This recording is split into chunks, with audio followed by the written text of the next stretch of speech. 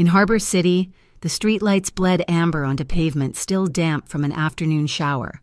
For Arya Lark, the city's rhythm was measured in flour, sugar, and the agonizing tick of the clock. At 29, she was a single mother, and her life was a blur of night shifts at the Sugar Finch Bakery and the consuming, brilliant love she had for her son, Milo. He was 6 years old, and he was the reason she pushed through the bone-deep weariness, packing pastries and delivering sweets for high-end events she could never dream of attending. Tonight, that weariness was overshadowed by a frantic rush. A last-minute order had come in, a towering wedding cake for a high-profile charity auction at the Glasshaven Pier. The event was sponsored by the Rourke Meridian Group, a name that hung over Harbor City like a steel canopy, synonymous with untouchable wealth and power. Miles above the pier, in a penthouse office insulated from the noise of the city, Cassian Rourke stared not at the view, but at the polished, empty surface of his desk, to the world. He was the billionaire philanthropist, the reserved, calculating mind behind the Rourke Meridian Group, in the shadows.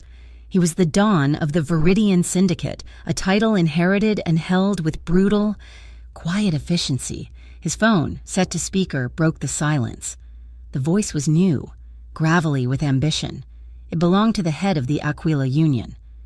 "We hear you're putting on a party. Rourke, we thought we'd send a gift. We're going to test you tonight in front of all your polite friends. We want to see if the new Dawn bleeds." Cassian ended the call without replying. A public challenge. It was crude. He adjusted the cuff of his left sleeve. Arya's knuckles were white as she gripped the steering wheel of her worn sedan. She navigated the service entrance of the Glasshaven Pier, her car feeling painfully small next to the gleaming black trucks of the other vendors. The air was thick with tension. Men in dark suits, their lapels pinned with the Rourke insignia, were checking manifests with a grim intensity. One stopped her, his eyes scanning her delivery slip before waving her through with impatience. She hauled the heavy, boxed cake onto a trolley, her arms aching. As she maneuvered toward the freight elevator, a second guard, broader and with a sneer already fixed on his face, stepped directly into her path. "Loading bay is closed," he said, the words a challenge. "I have the main auction cake," Arya said, trying to keep her voice steady. "It's for the Rourke Meridian Group." "I don't care who it's for." He jabbed a thumb over his shoulder. "Back of the line." "But they said it was a rush. I have to—" He shoved the trolley. It was not a gentle push. It was a shove meant to humiliate. The box containing the cake wobbled violently. Arya lunged forward, gasping, her ankle twisting as she threw her body weight against the trolley to stop it from toppling over. She saved the cake, but the corner of the box was crushed. Her heart hammered. Adrenaline and fury, a bitter taste in her mouth. She was shaking. She looked at the man, who was watching her with open contempt. From a tinted glass balcony 2 floors up, Cassian Rourke watched the exchange. He saw the guard, a new hire from an external security firm. He saw the deliberate, petty aggression. He saw the woman, the baker, stumble and nearly fall. He watched her fight to save the box, her body tense. The guard muttered something foul, just loud enough to be heard. "Clumsy idiot. Now get it out of here." Cassian watched her. She didn't cry. She didn't yell. She took one visibly deep breath, her eyes closing for just a second. She straightened her spine, adjusted the box on the trolley, and pushed it past the guard without giving him another glance. Cassian noted the stillness she possessed, the iron control. He filed her face away, unseen by the guards. 2 men in well-tailored suits mingled near the bar, sipping mineral water. They were undercover agents from the Federal Commerce Bureau, a new agency with a mandate to follow the money. They believed the Rourke Meridian Group's legitimate businesses were the world's most sophisticated laundry, and tonight's art auction was the rinse cycle. Arya got the signature, handed off the cake, and ran. She checked her watch. She was late. She had to get Milo from Starling House Daycare. She practically sprinted to her car, her mind spinning. As she pulled onto the main boulevard, she glanced in her rearview mirror. A black, heavily tinted SUV was behind her. It stayed behind her for 3 blocks. When she took a sudden right, it took the same right. Her stomach tightened. She made 2 more quick, unnecessary turns. The SUV mirrored her every move. Then, as abruptly as it had appeared, it sped past her and vanished into the evening traffic. Aria pulled over for a full minute, her hands trembling on the wheel, before driving to the daycare. Back at the pier, the auction was in full swing. Cassian's own head of security approached him, handing over a velvet box, the key for the centerpiece display. "Sir." Cassian took it. He ran his thumb over the wax security seal on the box. It was a perfect forgery, but it was not his. The ridge was a fraction of an inch too high. Someone on his internal team, someone with access to the highest level, had replaced it. Cassian smiled, a thin, cold expression, and slipped the key into his pocket. He would let the traitor think they had won. He would let them take the bait. The first fireworks of the opening ceremony exploded over the water, casting brilliant flashes of red and gold across the pier. In the shadows of the service bay, the rude guard who had hassled Aria was smoking a cigarette. A figure stepped out of an unmarked door. The figure gestured toward the street. "The baker, the one with the cake." "What about her?" the guard asked, confused. "You're going to mark her," the figure said, his voice flat. "She was at the freight lock when the seal was swapped.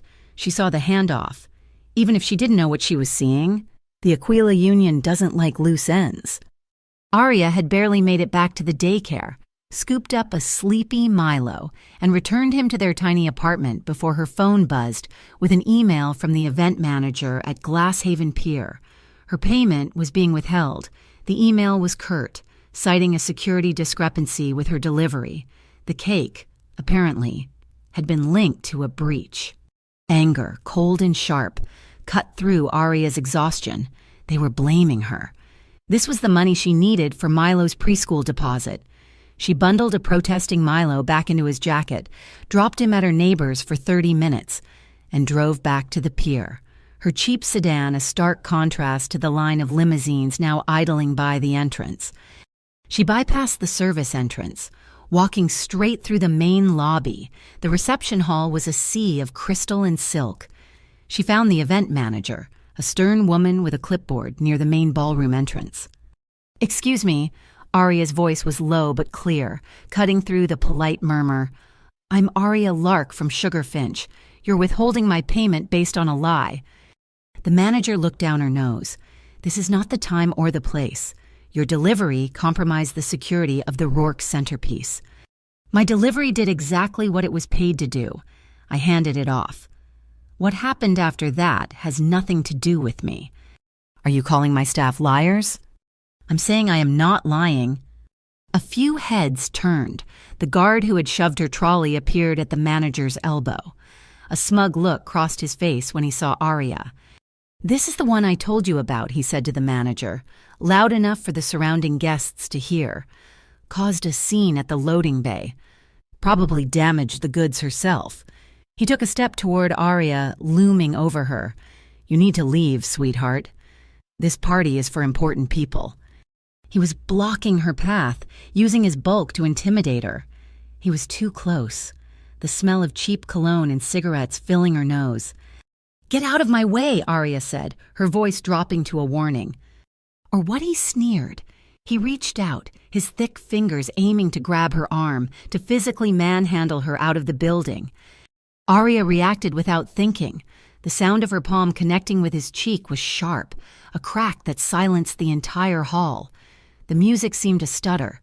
The guard froze, his face a mask of shock and reddening skin. Every guest, every waiter, every security detail turned to stare. The silence was absolute, a heavy, suffocating blanket.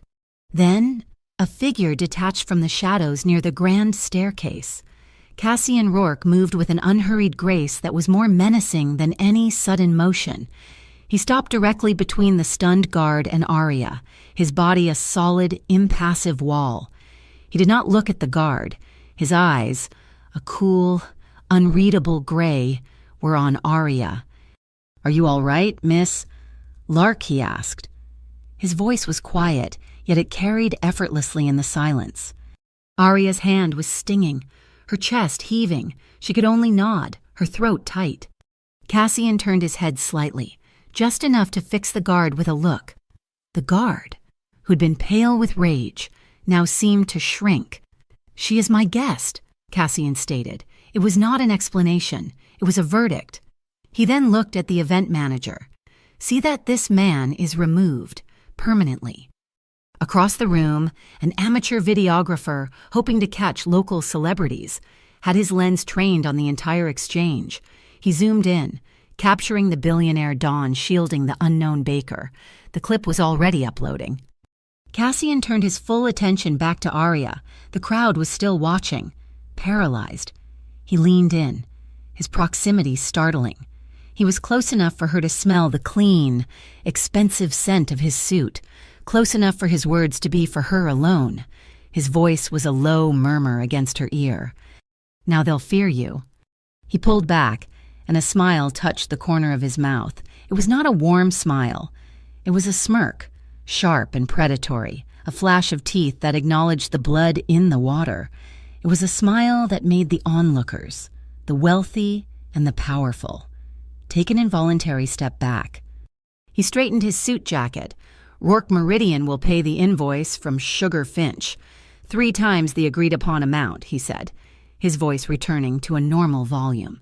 "We will also cover any legal expenses you may incur from this evening's inconvenience." Aria found her voice. It came out steelier than she felt. "I'm not your charity, Mr. Rourke. I want what I'm owed, nothing more, and I don't need your lawyers." Her pride was the only armor she had, and she refused to let him buy it. Before Cassian could reply, her phone vibrated in her pocket. The ringtone, a cartoon theme song, was jarringly loud. She fumbled for it. It was her neighbor. "Aria, thank God. Milo feels really warm. He's got a slight fever, 101, and he's asking for you. He's crying. Panic, cold and immediate. Replace the anger.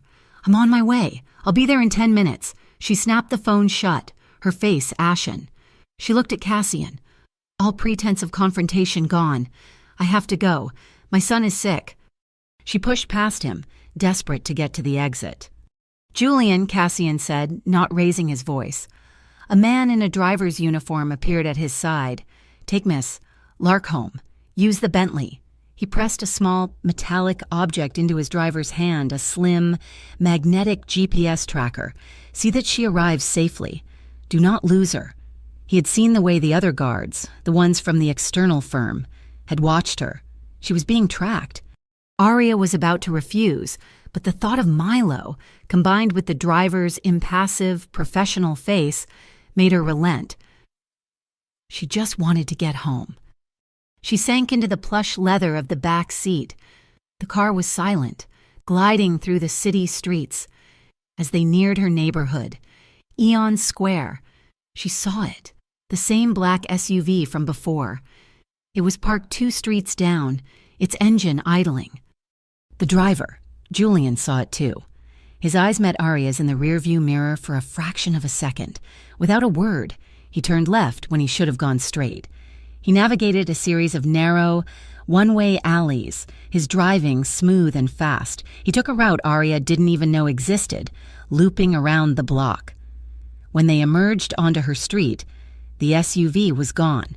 He pulled up directly in front of her apartment building. "You're safe, Miss Lark." Back in his penthouse, Cassian stood before the wall of glass, his head of security. Rhea Vale stood beside him. "The driver confirmed it," she said. "A black Escalade. No plates. Aquila Union signature. They were waiting for her." Cassian nodded, his jaw tight. The amateur video of the slap was already circulating, labeled "Billionaire Rourke Defends Mystery Woman." The Aquila Union had wanted to test him publicly. They had, by marking his baker. She was a loose end, Cassian said, more to himself than to Rhea. She was at the loading bay when the seal was swapped. Now, she's a variable, and she's the only living witness who can place that guard at the scene. The slap had just painted a target on her back, and his protection had just painted a bigger one. Milo's small body was a furnace against hers. He had been sleeping fitfully for hours, tucked into the corner of her sofa, the only place he felt safe when he was sick. Arya sat on the floor, her back against the cushions, listening to the two sounds that defined her neighborhood, the relentless. Hissing rain against the window and the distant, searching wail of a tri-state narcotics directorate patrol car, the TND. Harbor City's answer to the drug trade, haunted Eon Square. Their heavy-handed presence, a constant reminder that the law was just another group of men with guns. She hadn't slept. She kept thinking about the SUV, the way it had mirrored her turns, the cold, professional patience of it, her phone, which she'd plugged in on the kitchen counter, suddenly illuminated the small, dark room, a text message, an unknown number. Her heart kicked against her ribs. She picked up the phone. The message was simple, just a few words. Keep your mouth shut. Remember the SUV. Her fingers fumbled, nearly dropping the phone. Below the text, a second message loaded. It was a photograph, a grainy, nighttime shot of her, standing at the service entrance of the Glass Haven Pier, her face pale and anxious. They had been watching her. They had been watching her the entire time. Arya's throat closed. This was not a random threat. This was a direct, calculated warning. Her first dizzying instinct was to call the police. She had evidence. A text, a photo. But what would she tell them? That a powerful billionaire had been kind to her. And now she was scared. The Harbor City police rarely came to Eon Square unless they were making an arrest. Her experience as a single mother, navigating a system that wasn't built for her, taught her one.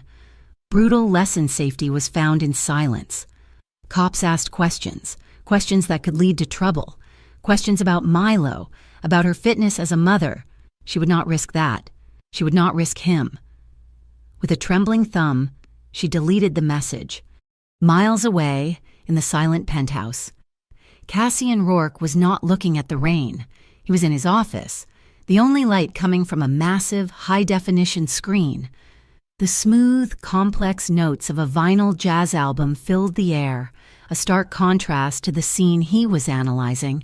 He had the security footage from the pier, not the low-resolution feed given to the police, but the raw data from his own encrypted system.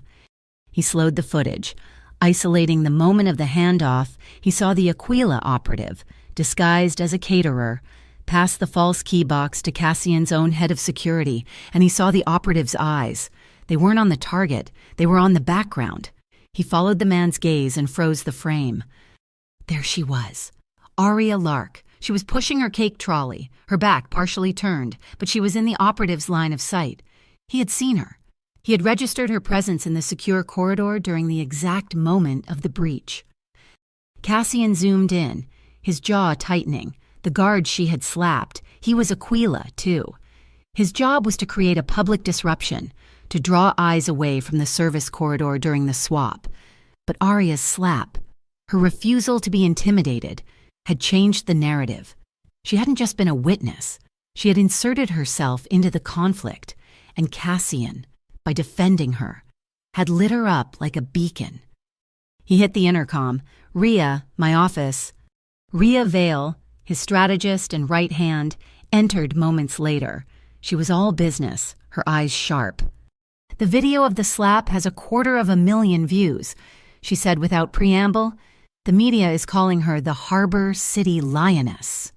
Good, Cassian said, not turning from the screen. The Aquila Union wants to silence a witness. They think she is a disposable piece of civilian collateral.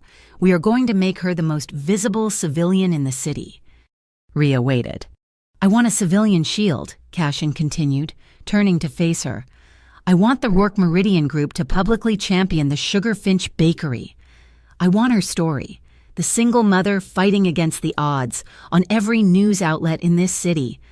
I want her so tied to my legitimate brand that if she gets so much as a paper cut, the entire city looks to the Aquila Union for answers. You're painting a target on her, Cassian, Rhea argued quietly. I'm putting her in a suit of armor, he countered. They can't get to her in the middle of a media spotlight, not quietly. The next morning, Arya was elbow-deep in dough when a man in a crisp uniform wheeled an enormous arrangement of white orchids and lilies into the tiny sugar finch. The display was so large it barely fit through the door, blocking the front counter. Arya stared at it, her hands covered in flour. "I didn't order this." "Arya Lark," the man asked. She nodded. "It's for you." A thick, cream-colored card was tucked into the leaves. The Rourke Meridian Group crest was embossed at the top. She opened it. "Injustice isn't my style. My apologies for the complications." It wasn't a note. It was a dismissal. It was the billionaire's way of paying her off, of closing the file on the complication she represented. It was for charity. Arya hated charity. "I'm refusing the delivery," she said, her voice flat. "Ma'am?" "Take it back. All of it. I don't have room for it." She watched the delivery man struggle to wheel the opulent display back out to his truck. An hour later, her shop phone rang. "Miss Lark, this is Cassian Rourke." Arya's stomach tightened. "Mr. Rourke, my driver has just returned a small forest to my lobby. I'm told you refuse my apology." "I don't need an apology, Mr. Rourke. And I don't accept gifts from men I don't know. It makes us complicated. I don't want to be complicated." There was a long, heavy silence on the line. "And what do you want?" "Miss Lark." This was her chance. Her one chance.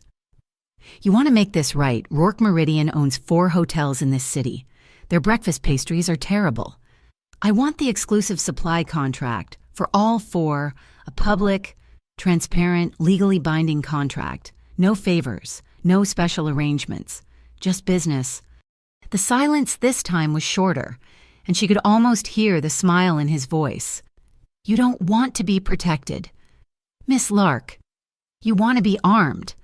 I want to be able to pay my rent, Mr. Rourke, on my own. This contract makes me visible. It makes me legitimate. It makes me someone who can't just be erased. My legal team will have a contract drawn up and delivered to you by 4 o'clock this afternoon," Cassian said. And the line went dead. He respected her boundary. He would not interfere with her life, not unless he was invited. But in the shadows of Harbor City, the Aquila Union had already made their move. They didn't care about contracts or media shields. They needed leverage.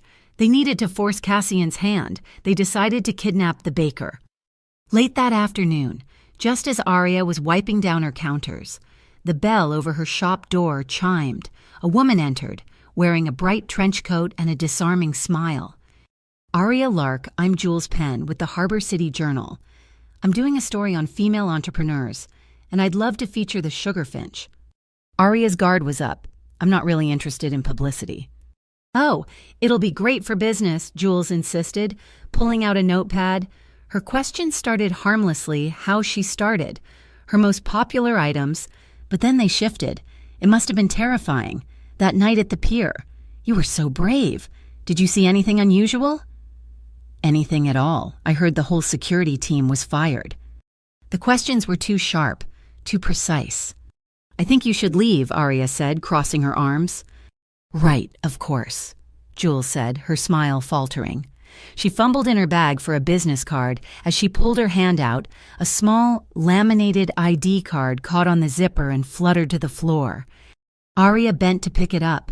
Her eyes saw the logo just as Jules's hand snatched it away. It wasn't the Harbor City Journal. It was the Federal Commerce Bureau. Jules's face went pale. I do some consulting." Arya held her gaze. A Fed was in her shop. Jules backed out the door. Arya locked it behind her, the deadbolt sounding like a gunshot in the suddenly silent bakery. She was trapped. The bell over the sugar finch's door chimed, a cheerful, tinkling sound that was completely at odds with the vehicle parked outside. A mirror-black Bentley idled at the curb, and its owner, Cassian Rourke, had just stepped inside her tiny shop. The space suddenly felt impossibly small. Cassian filled it, not with noise, but with a dense, quiet presence. Milo, who was coloring at a small table in the corner, looked up. His eyes went wide. Cassian's gaze softened as he looked at the boy. Then he turned to Arya. "Miss Lark." "Mr. Rourke," she replied, her hands automatically dusting flour onto her apron. The contract was acceptable. "I'm glad." He gestured to the man in the driver's suit standing at the door, who brought in a small, elegant box. "My apologies for the intrusion. This is for Milo." Milo, forgetting he was supposed to be shy, bounced over. Inside the box was a perfect, heavy, die-cast model of the Bentley parked outside. Milo's gasp was one of pure, 6-year-old adoration. "What do you say?" Milo Arya prompted, her voice tight. "Thank you," Milo breathed, already tracing the car's silver grille with his finger. Arya looked at Cassian. She walked to the cash register, took out 3 $20 bills, and walked back, holding the money out to him. "I don't accept expensive gifts, Mr. Rourke, for me or for my son. You can take the money, or you can take the car." Milo's face started to crumple, his eyes fixed on his mother's outstretched hand. Cassian looked at the money, then at Arya's unwavering, defiant stare. A slow smile, different from the one at the pier, touched his lips. This one held genuine respect. He took the $60 and tucked it neatly into his suit pocket. "Thank you for your business, Miss Lark," he said. "One more thing," Arya said, crossing her arms. "You are a client. The Sugarfinch is your vendor. That is all we are. Do not get involved in my private life." "I respect that," Cassian said, his gaze holding hers. "But the world doesn't always respect boundaries. Arya, I'm just the client, but I would advise you to be careful." He nodded to Milo, and then he was gone. The warning proved prophetic. 3 days later, Arya was making her first large delivery to the Rourke flagship hotel. As she turned onto the downtown loop, she noticed a gray sedan in her rearview mirror. It stayed 2 cars back, but it was there. When she exited, it exited. When she changed lanes, it changed lanes. A cold sweat broke out on her neck. She pulled into the hotel's chaotic loading dock, her hands shaking. 2 men got out of the sedan and started walking toward her van. They were not wearing uniforms. "Arya Lark," a voice called out, sharp and familiar. Rhea Vale stepped out from a staff entrance, holding a clipboard. "You're late. We have to use the freight elevator. The main dock is jammed." She grabbed Arya's arm, her grip like steel, and steered her toward the elevator, leaving the 2 men standing uselessly in the middle of the dock. As the heavy steel doors slid shut, Rhea hit a button for a restricted floor. "They were Aquila," Rhea said, her voice low. "How did you know?" Arya whispered. "It's my job to know. Next time, don't stop. Call the number on this card." Rhea pressed a blank, black business card into her hand. "It rings directly to me. We got you out this time. Next time, they might not be so polite." That evening, Cassian called. "I hear your delivery was eventful." "Your woman, Rhea, she was there." "Rhea is never anywhere by accident," Cassian said, "which is why I'm calling. Milo likes space, does he not?" Arya was instantly on guard. "What?" "The Lumen Maritime Museum. My group funds it. Tonight, they are tracking a meteor shower. I've arranged a private after-hours viewing on the rooftop observatory, just for Milo, to see the shooting stars. You can bring him, if you wish." It was a test. It was a kindness. It was a manipulation. She hated all of it. But then she pictured Milo's face, his recent obsession with planets. "Why are you doing this?" "Because he's 6 years old," Cassian said simply, "and no one should be followed home. 8 o'clock. Julian will pick you up. It's safe." Arya relented, for Milo. The museum was silent and dark, the exhibits like sleeping skeletons. They took a private elevator to the glass roof. The city lights were a carpet of diamonds below, but the ceiling was a vast, open sky. Soft classical music played from hidden speakers. Milo, given a professional telescope to command, was in heaven. Arya stood by the railing, wrapping her thin cardigan around her. Cassian came to stand beside her, not too close, leaving a respectable distance between them. "You've lost something," he said, not a question. Arya startled. What?" It's the look of someone who has lost something they can't get back, and not something physical, he clarified, his voice quiet. Time, sleep, the belief that things will be okay. I see it in the mirror every morning. She looked at him, really looked at him, for the first time. Not as a billionaire, not as a Don, but as a man. I lost my trust, she admitted, her voice barely a whisper. The idea that if I just worked hard enough, the world would leave me alone. It never leaves you alone, he said. It just changes its reasons for bothering you.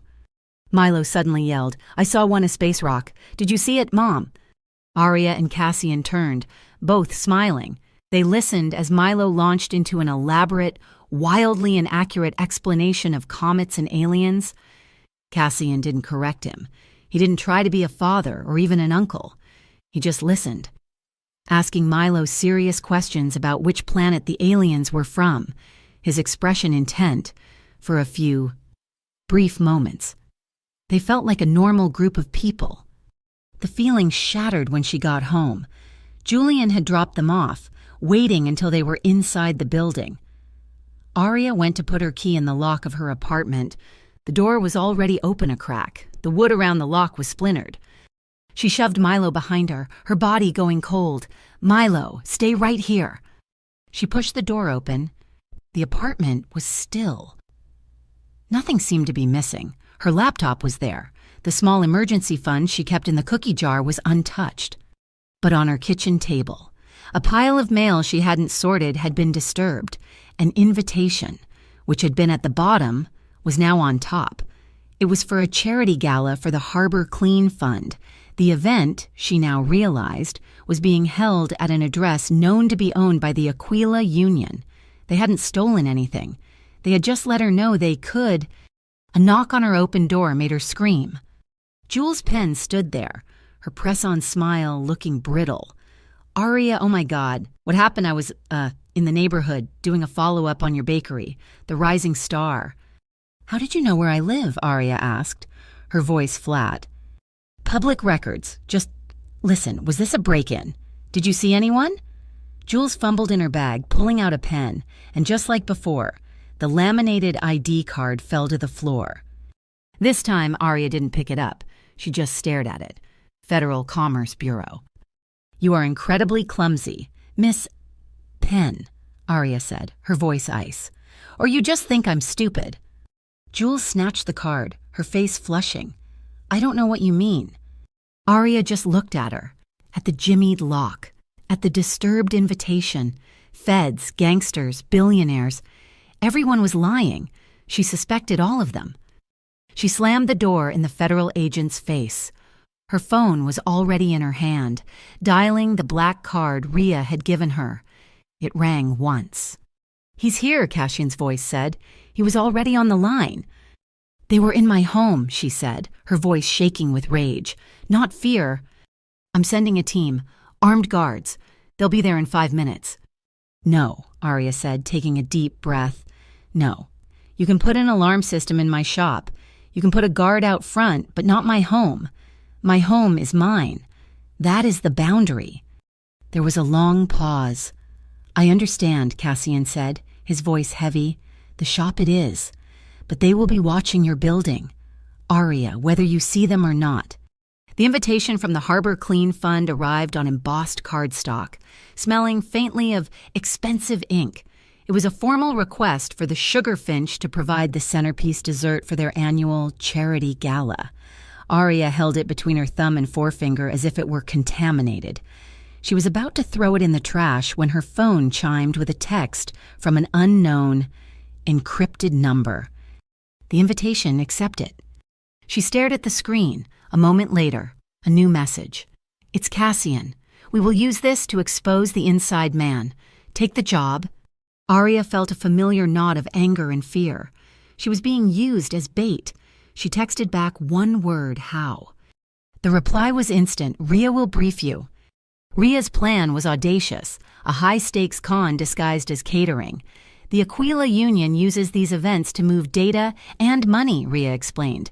Meeting Arya in the back alley behind the Sugarfinch, they're expecting you to be the entertainment. We're going to use you as the delivery service. Rhea produced a tiny, micro-thin data card. This is a tracker. It's a fake. It pings a dead-end signal. But they'll think it's our entire financial ledger. We need you to embed it. Rhea pointed to the sketch Aria had submitted for the cake. Here, in this decorative sugar work, you'll make two. One with this fake tracker and one with the real one. The real one stays with you until Cassian gives the word. And they'll just steal it? Aria asked, her voice hollow. They'll have someone on the inside, a waiter. A busboy, create a distraction and lift it. When they do, we'll follow the signal. We'll expose their courier route and the inside man all at once. That night, Aria practiced in her small kitchen after Milo was asleep. She worked with the molten sugar, her hands steady, embedding the dummy card into a delicate, spun sugar cage. It was intricate work, requiring absolute focus. Milo, woken by the sweet smell, padded into the kitchen. He watched her for a moment, his eyes heavy with sleep. Are you making stars, Mommy? Sort of, baby. A cage for a star. He picked up a blue food-safe marker and carefully drew a wobbly shooting star on the side of the plain white delivery box. So it won't be scared in the dark. Aria kissed the top of his head, her heart aching. It was a small, warm moment of family in the middle of a cold, dangerous game.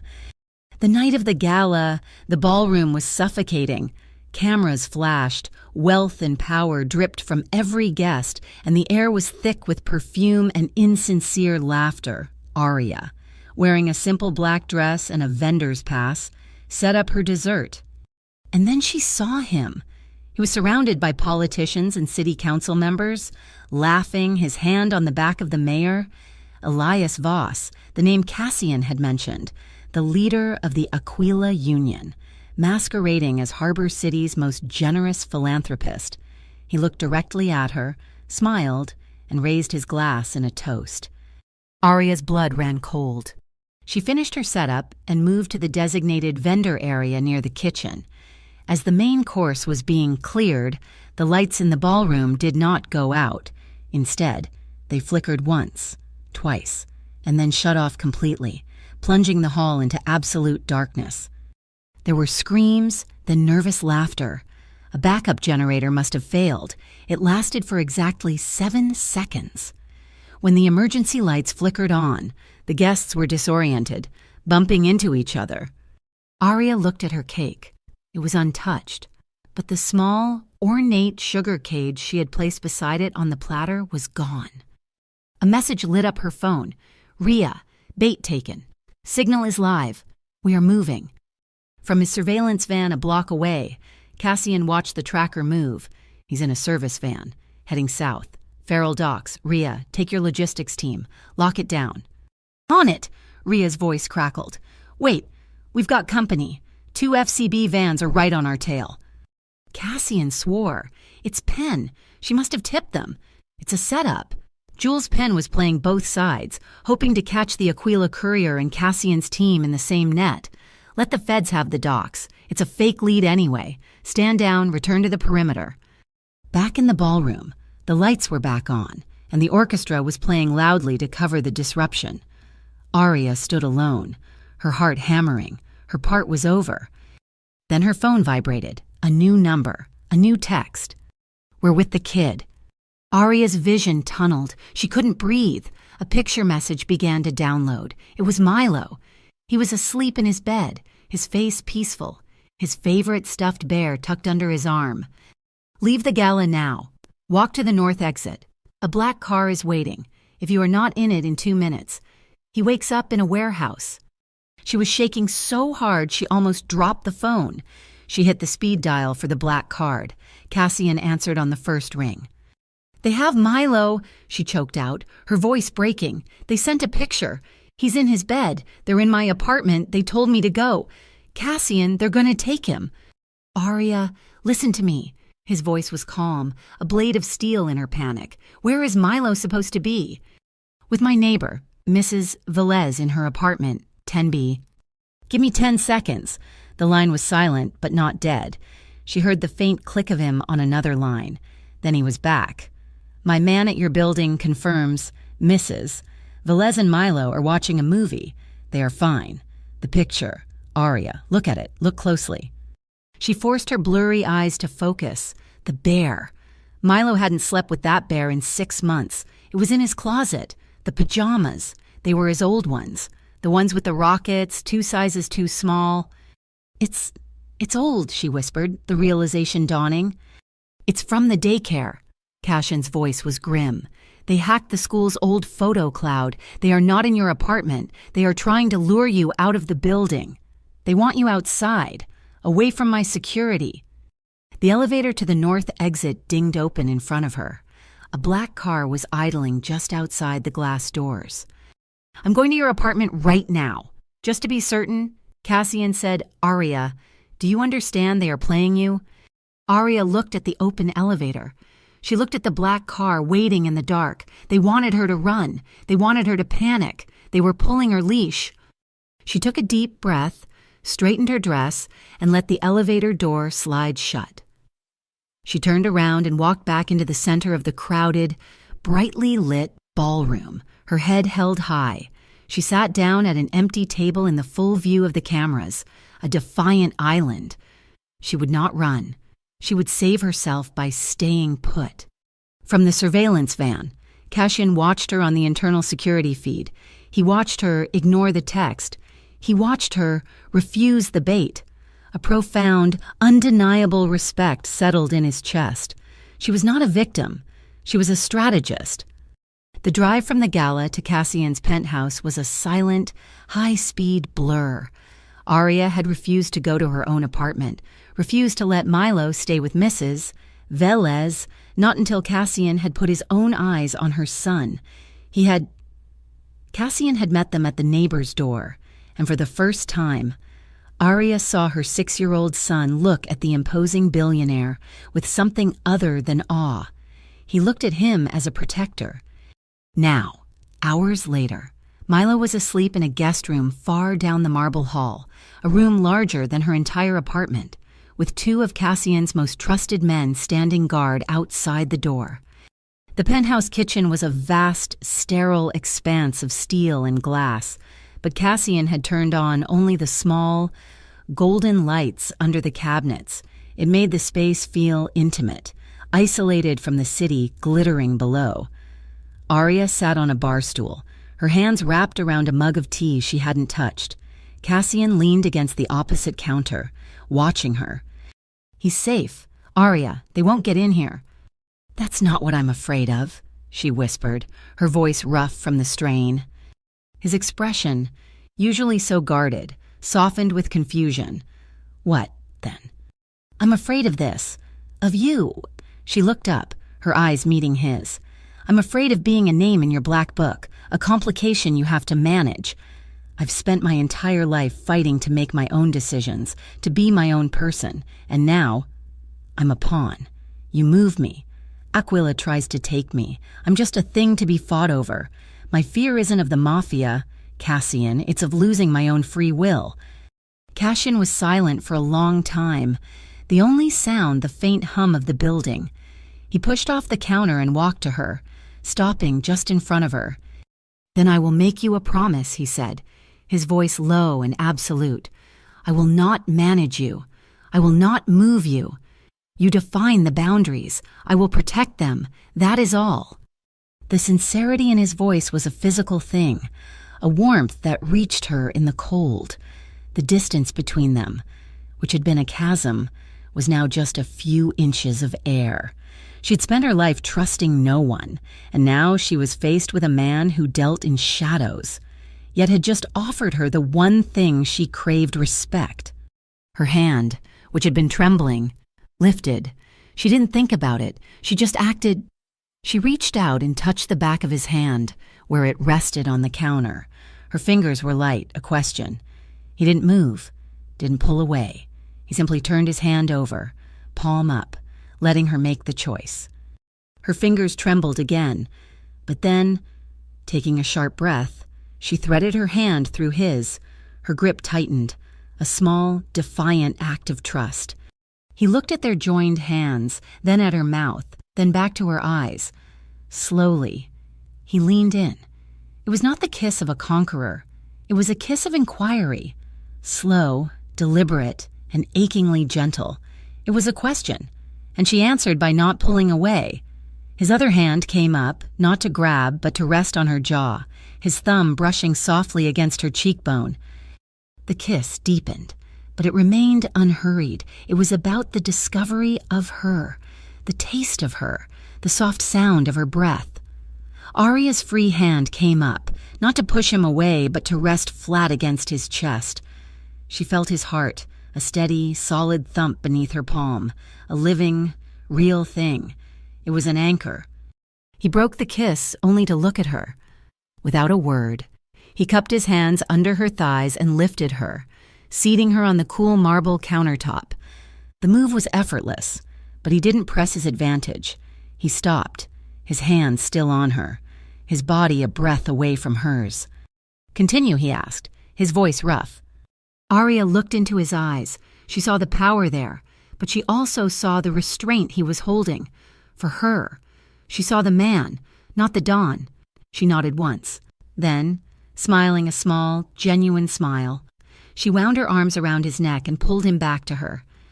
The warmth that had been a spark was now a wave. It was in the air they breathed, in the space between them.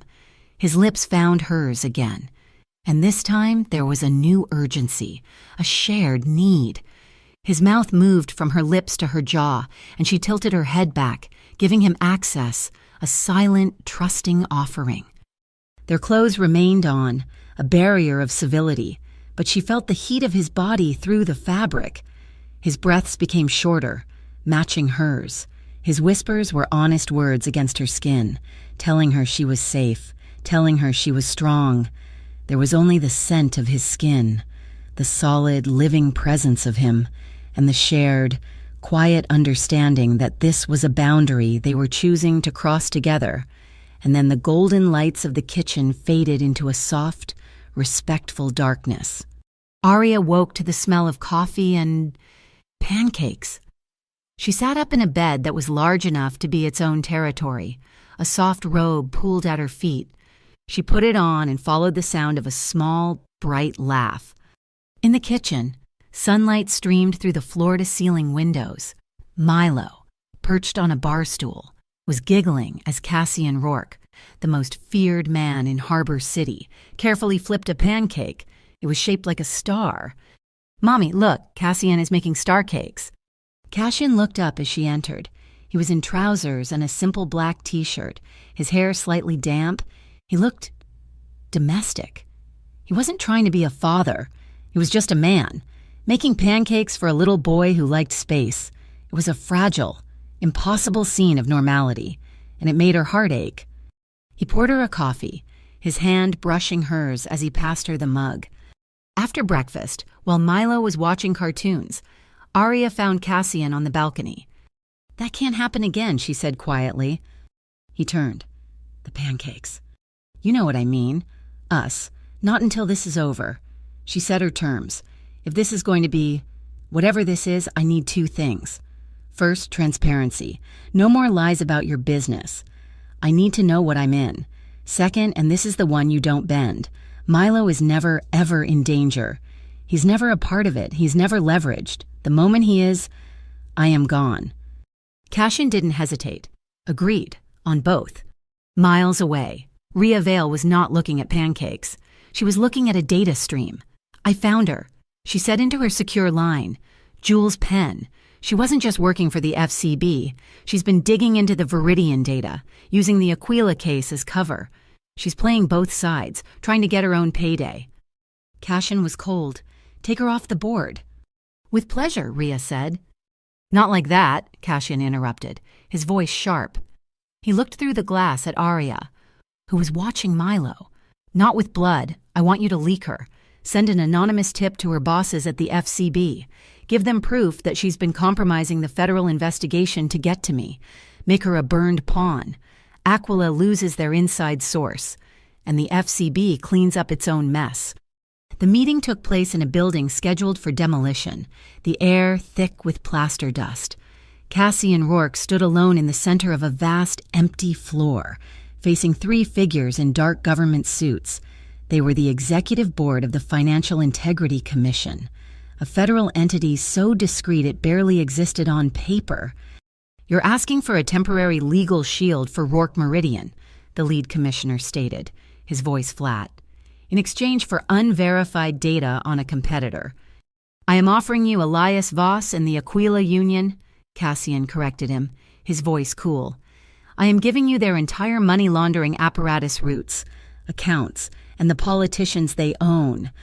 All you have to do is follow the map I provide. In exchange, you give my legitimate enterprises the space they need to breathe while you clean the house. You get the win, and I get a quiet quarter." "This is vigilantism, Mr. Rourke." "This is efficiency," Cassian countered. "You've been trying to pin Voss for 5 years. I'm giving him to you in one night." While Cassian negotiated in the world of shadows and steel, Arya was in the world of logistics and flour. She was in Rhea's high-tech office, a place that looked more like a mission control center than a corporate suite. They were reviewing delivery manifests.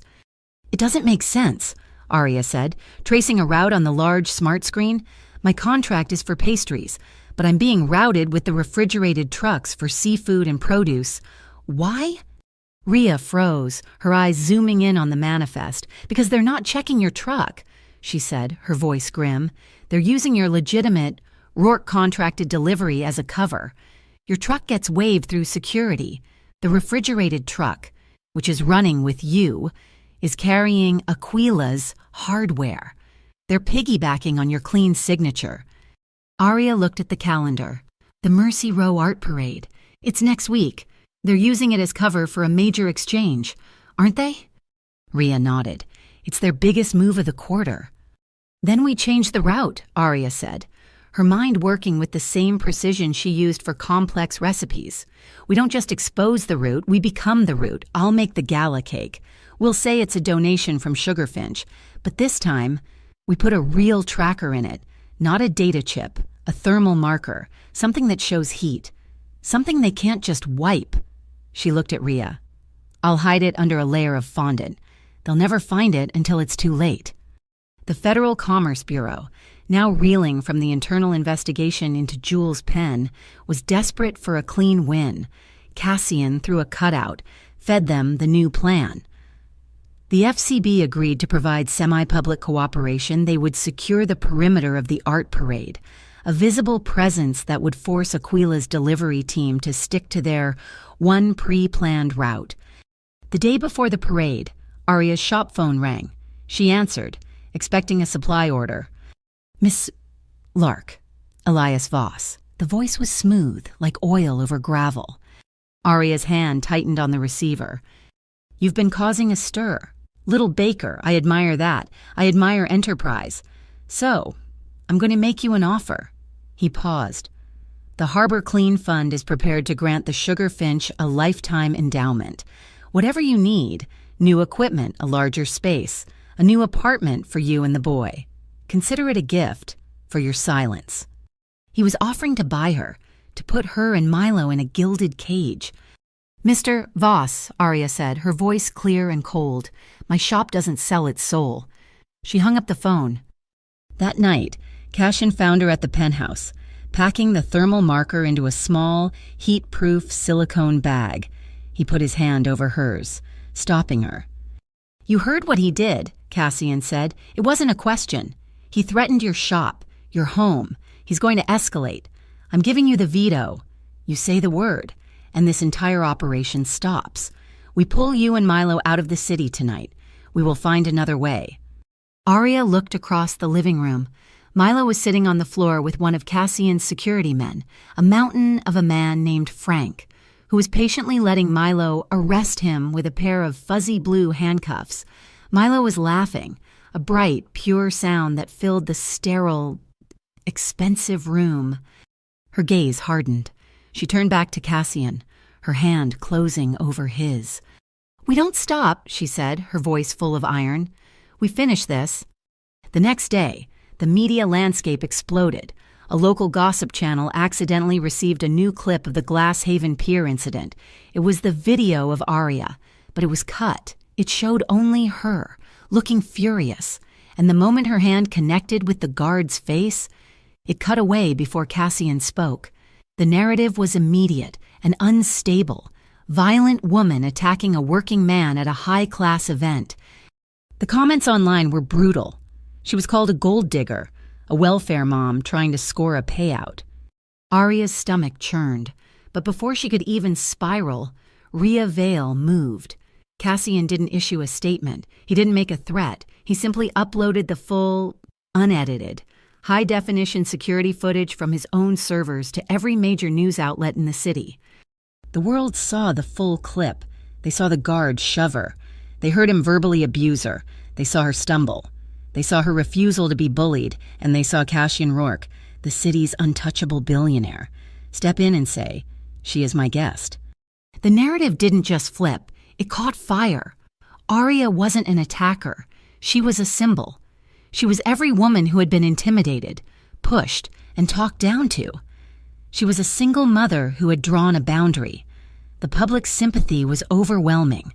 The Harbor Clean Fund, whose name had been mentioned in connection with the event, suddenly found itself under the harsh, unwelcome glare of a full-scale public audit. Elias Voss was humiliated. The media stunt had backfired, and Cassian had used his own move against him. The response was brutal and immediate. The next morning, flyers were plastered all over Aeon Square, Arya's neighborhood. They were photos of her apartment building, with a simple, terrifying message. The baker doesn't back down. The entire block burns. People panicked. This was not a world of billionaires. This was a world of working-class families. Aquila was threatening to burn them all to the ground to get at one woman. But Cassian had anticipated the move before the panic could turn into a riot. A fleet of luxury Rourke-owned buses arrived. Cassian's private security, polite but firm, began evacuating the entire building, floor by floor. "Mr. Rourke has arranged temporary accommodation for all residents of Aeon Square at the Meridian Grand Hotel. The head of security announced all food, lodging, and transport will be covered for the duration of the emergency." Arya, who could have stayed safe in the penthouse, was on the first bus. She wasn't a victim. She was a neighbor. She moved through the terrified crowd, her voice calm. She coordinated with the security team, identifying the elderly on the upper floors, helping mothers with small children pack medicine and diapers. She wasn't the cause of their fear. She was the center of their safety. The community, which could have turned on her, rallied around her. They were her people. And she, backed by the quiet, overwhelming power of Cassian Rourke, was not going to let them fall. The night of the Mercy Row Art Parade was a cacophony of street music, flashing lights, and the humid energy of a packed crowd. Arya sat behind the wheel of the Sugar Finch delivery van, her knuckles white. The fondant-covered cake sat in the back, its harmless appearance belying the thermal marker embedded deep within its layers. Rhea Vale sat in the passenger seat, her calm exterior a stark contrast to the chaos. She wasn't looking at the parade. She was monitoring a small, flickering screen on her lap. "We're live," Rhea said, her voice low. "The marker is active. He's at the drop point." Arya pulled the van into the flow of traffic. Just another vendor for the event, a block behind them. Cassian's armored Bentley, looking sleek and unremarkable in the night, shadowed their every move. At every major intersection, Arya could spot them dark-suited men with FCB-issue earpieces, blending imperfectly with the crowd. Milo was safe, tucked away in a Rourke-owned safe house outside the city, watching movies with Frank, the bodyguard he now adored. "The signal's moving," Rhea said, her brow furrowing. "He's not at the drop point, he's heading west." Arya's stomach tightened. "A new route." "No," Rhea said, her fingers flying across a keyboard. "He's circling. This is a test." The thermal ping on the screen moved, then moved again. "That's 5 times. He's changed his location 5 times. He's leading us." "Where?" Arya asked, her voice steady. Rhea zoomed out on the map. He's pulling us away from the parade, away from the FCB perimeter. He's heading for the Black Crest rail tunnel. A text message lit up the dash-mounted phone. "Cassian, it's a trap. Pull out." Before Arya could respond, Rhea said, "Too late, we're committed. They have men blocking the street behind us." "Then we go through," Arya said, her jaw set. She floored the gas pedal, the small van lurching into the dark, gaping mouth of the abandoned rail tunnel. The darkness was absolute, broken only by their headlights. "He's in here," Rhea said. "Signal is strong, 300 yards ahead." Arya sped forward, the van rattling over the old tracks. Suddenly, a bright flash erupted in front of them, a small explosive charge, not meant to kill, but to cripple. Arya wrenched the wheel to the left, avoiding the small crater. Another flash, this time on the right. "They're boxing us in," Rhea yelled. The third charge detonated directly in their path. The world exploded in white light and a deafening roar. Arya slammed the brakes, but the van was already airborne, crashing down with a scream of tortured metal. The path was blocked by a pile of rubble. Behind them, headlights flooded the tunnel. Cassian's Bentley. He hadn't just followed. He'd entered the trap with them. An Aquila vehicle, a heavy-duty truck, burst from a side tunnel, ramming the Bentley from the side. Sparks erupted as Cassian's armored car was thrown against the tunnel wall. He fought the wheel, spinning the car a full 180 degrees, its reinforced chassis taking the brunt of the impact. The maneuver was a brilliant, desperate act of defense, placing his car as a shield between the Aquila truck and Arya's disabled van. Arya's heart was in her throat, but her hands were steady on the wheel. She saw the truck, saw Cassian's car. She saw Rhea deploying a small, wasp-like mini-drone that shot from the van's broken window, zipping past the fight and trailing a thin, chem-luminescent green smoke. It was marking an escape route through a ventilation shaft. "The FCB is on the far end," Rhea said, "but they're blocked. We're on our own." The fight outside the van was brutal. Cassian's men, exiting the Bentley, were now in a close-quarters firefight with the Aquila team. Then, a new voice cut through the chaos, booming from a loudspeaker. "Cassian Rourke. Enough games." On a platform above the tracks, illuminated by a single harsh spotlight, stood Elias Voss. He was not alone. He held a woman in front of him, a gun pressed to her temple. The woman was gagged, her face pale with terror. Jules Penn. "She played us both," Cassian Voss shouted, his voice echoing. "A fitting shield. Don't you think call off your dogs? I want you to come out, alone, unarmed, or the Fed gets a very messy retirement." Cassian emerged from behind the Bentley, his hands raised, palms open. His suit was immaculate, untouched by the chaos. He walked calmly into the center of the spotlight, his face a mask of cold indifference. "You're a predictable man, Elias," Cassian said, his voice carrying.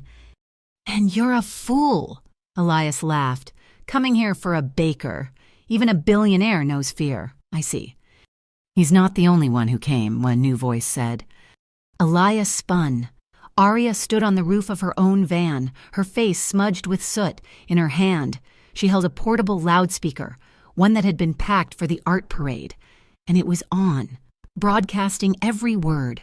Her phone pressed against its microphone, streaming the audio live. "The whole city is listening." "Elias," Arya projected, her voice, amplified, shaking the tunnel. Tell them about the Harbor Clean Fund. Tell them how you used it as a front." Elias's face contorted with rage. "You stupid—" He never finished. A new set of headlights flooded the tunnel, this time from behind Elias, a second Aquila team. "Boss," one of them shouted, "the feds are coming. We have a new offer, a bounty on Rourke. They'll pay double if we bring him in. Not you." It was a double cross. Elias's own men, drawn by the live stream and the promise of capturing Adon, were there to seize the opportunity. Chaos erupted. The new team opened fire on Elias. Elias's guards fired back. It was a three-way war. Cassian moved in the first second. He wasn't running to his car. He was running to her.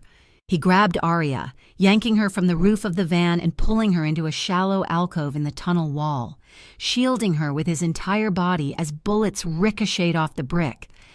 The noise was deafening, the air filled with smoke and the smell of cordite in the tiny, cramped space. Arya was pressed against him. He was a solid, warm wall of protection. He looked down at her, his eyes searching hers, asking the question he couldn't speak. She didn't flinch. She didn't cry. She just held his gaze, her hand gripping the front of his suit. It was not a gesture of fear. It was one of solidarity, complete, absolute trust. Then, as suddenly as it began, it was drowned out by a new sound. A dozen high-pitched sirens. The FCB, guided by Rhea's drone, had found a way in. They swarmed the tunnel from both ends, their tactical gear and superior numbers overwhelming the fractured Aquila teams.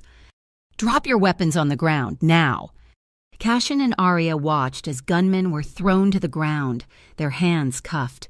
The FCB had captured almost all of them, including a badly wounded Jules Penn. But Elias Voss was gone. Cassian spotted the movement, a small, iron service hatch in the floor. Thrown open, it led down to the old, forgotten subdocks. Elias had escaped. The penthouse was silent, a fortress of glass suspended above the wounded city. The chaos of the Black Crest tunnel felt a lifetime away. Though it had only been hours, Cassian had brought Arya and Milo straight here, to the one place he knew was impenetrable. They found Milo in the vast living room, not watching cartoons, but sitting cross-legged on the floor with Frank, the bodyguard. They were folding paper boats, a small fleet of them. From the pages of a discarded financial report, Milo was happy, chattering away, completely oblivious to the war that had just been fought for him. Arya felt her knees go weak with a relief so profound it was almost painful. Later, after Milo was asleep in his secure room, Arya stood by the window, a glass of water in her hand. The bay was a sheet of black ink. On the television, muted on the wall, a news anchor was detailing the catastrophic collapse of the Harbor Clean Fund.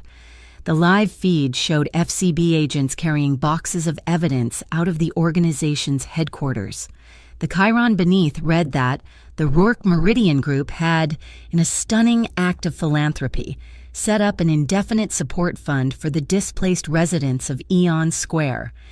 Arya looked at the screen, then at Cassian, who was watching her. "You knew," she said. "It wasn't an accusation, just a statement of fact. You always had a way out. You built a firewall."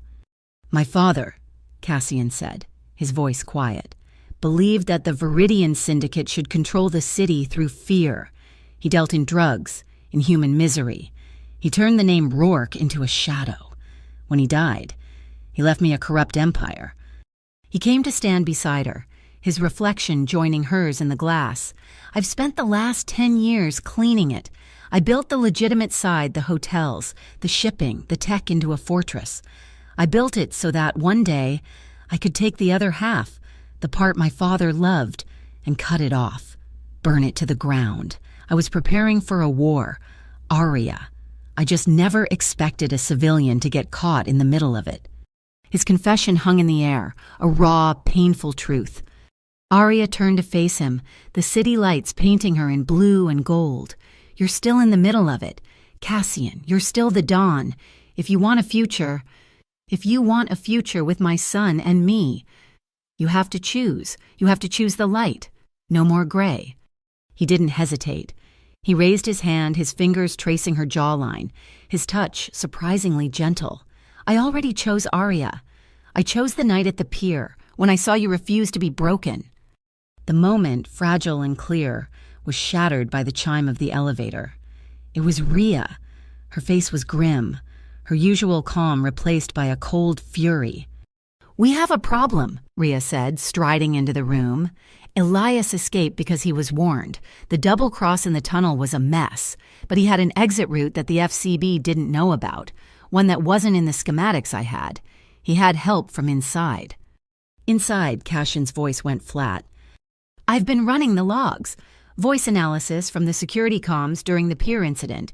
Encrypted data transfers from our server, Rhea said, her voice clipped. It wasn't just a guard. It was the man who hired him. It's Mark Dre, your head of security. He's been feeding Elias information from the very beginning. He was the one who swapped the seal. The name hit Cassian like a physical blow. Mark, a man who had been with his father, a man he had trusted with his life. As if summoned by the name, Cassian's personal phone, the one on his secure network, buzzed on the table. He picked it up. It was a video file, sent from an unknown source. He pressed play. The video was from the lobby of the penthouse, time-stamped just 30 minutes ago. It showed Milo, holding the hand of a female household aide, walking toward the elevator to see the fish in the lobby's grand aquarium. The video was clear, stable. Then, from the left side of the frame, Mark Dre stepped into view. He didn't approach Milo. He just stood, watching. He looked directly into the security camera, the one he knew Cassian monitored, and he smiled. It was a twisted, victorious leer. "Lock it down," as Cassian's voice was a roar. "Lock down the whole building. Find Frank. Where is Frank?" Arya didn't wait. She was already running, a primal scream building in her throat. She sprinted down the hall, shoving past security men who were scrambling at Cassian's command. She burst into Milo's room. He was there. He was safe. He was sitting on the bed, looking confused. "Frank went to the bathroom," Milo said, his voice small. Arya grabbed him, pulling him into an embrace so tight he squeaked. She buried her face in his hair, shaking, her heart a wild bird in her chest. He was safe. Cassian and Rhea entered the room behind her. Cassian was pale, his fury a palpable, vibrating force. Frank was there, his face ashen. "Sir, I just stepped out for a minute. It wasn't you," Rhea said, her voice cold. She was looking at the small table by the door. A simple, white envelope rested on the polished wood.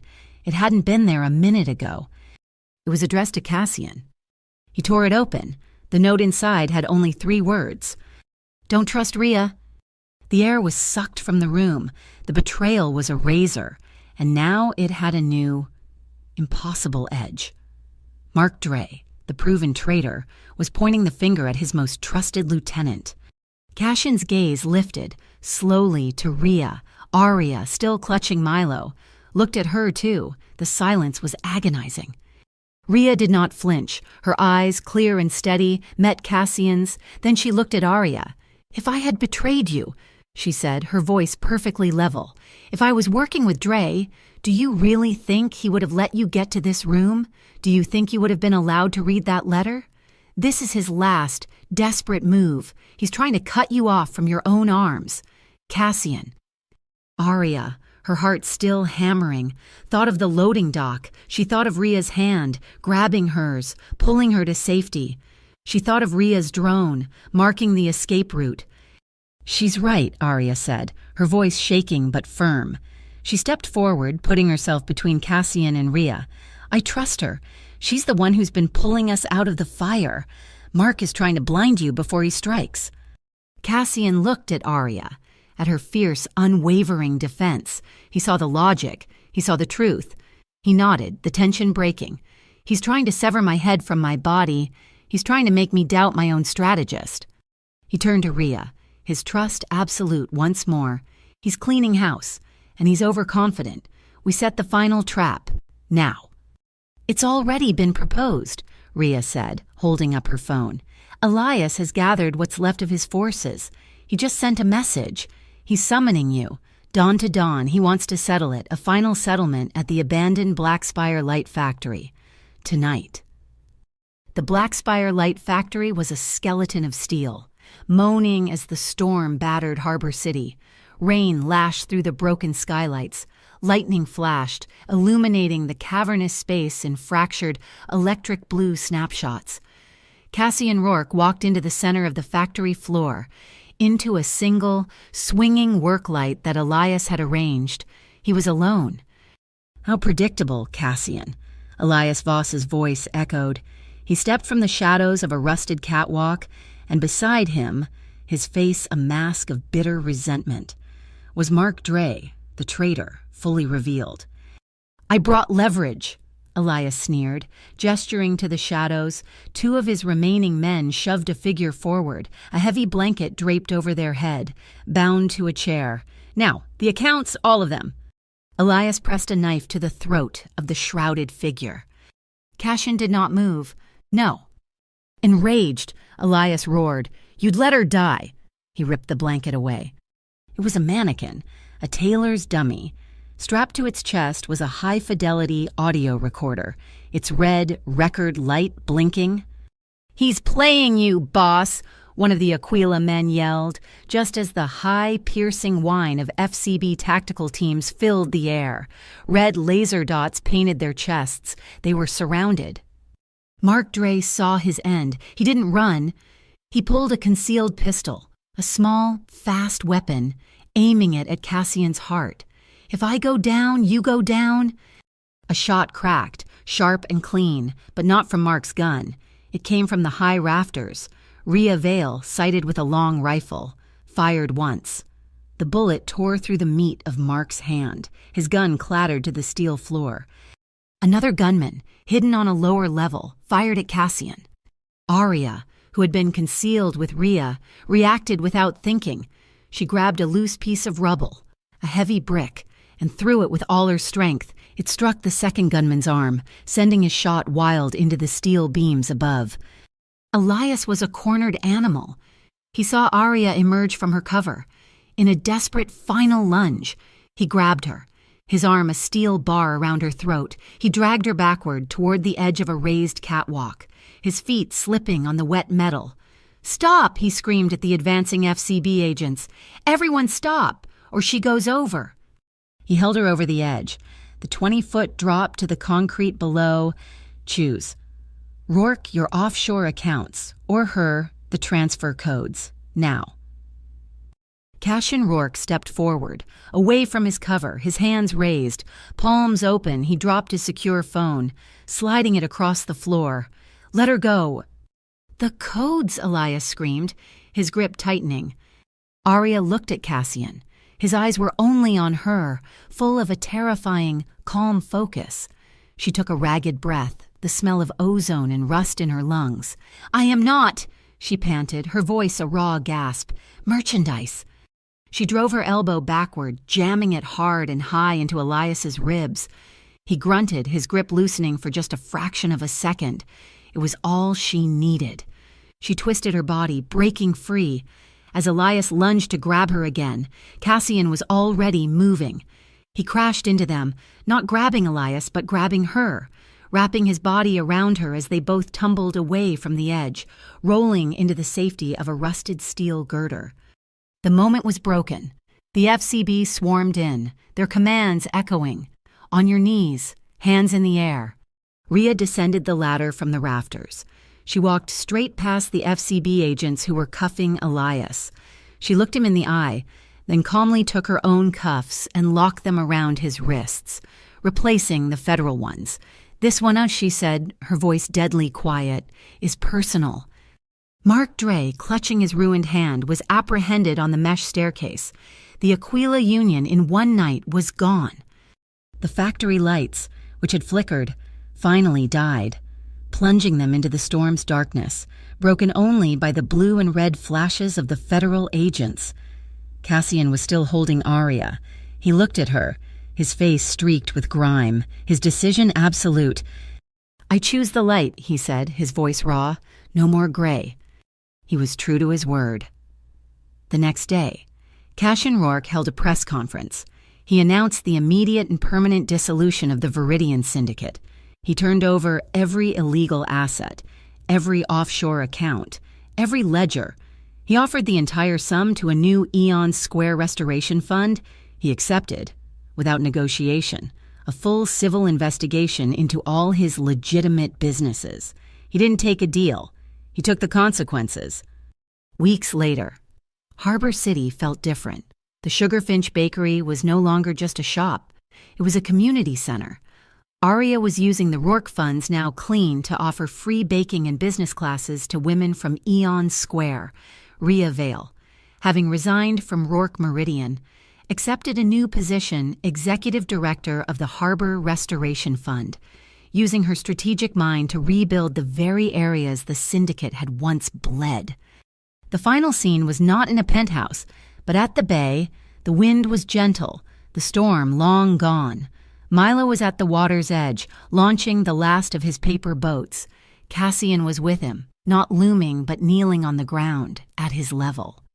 "Milo," Cassian said, his voice quiet, "if you agree, I would like to stay for a long time." Milo looked at this man, then at his mother, who was watching them, a soft smile on her lips. Milo didn't say anything. He just launched his boat, then turned and threw his small arms around Cassian's neck. Arya walked over, ruffling Milo's hair. She looked at Cassian, her eyes dancing. "You know," she teased, "I slapped one of your men the first time we met. It was a terrible first impression." Cassian stood, pulling her and Milo into a loose embrace. He looked at her, the smirk that had once been a weapon. "Now just for her. I know," he said, his voice low, "and from that moment, they fear you." He kissed her, a real kiss, full of sunlight and promise, as the wind blew the paper boats out to sea. A new morning rose over a harbor city. There were no more black SUVs idling on street corners. There was only a small red bicycle, Milo's, parked outside the Sugar Finch. Laughter, bright and loud, spilled from the open door. Arya and Cassian, holding hands, walked inside to start the day, their future, finally, and completely, in the light. Thank you so much for listening to this story. We would love to hear your thoughts, so please comment below and let us know where in the world you are listening from. If you enjoyed this, please subscribe to our channel, Mafia Boss Story. Do not forget to like this video and give us extra support by hitting that hype button to help this story be heard by more people.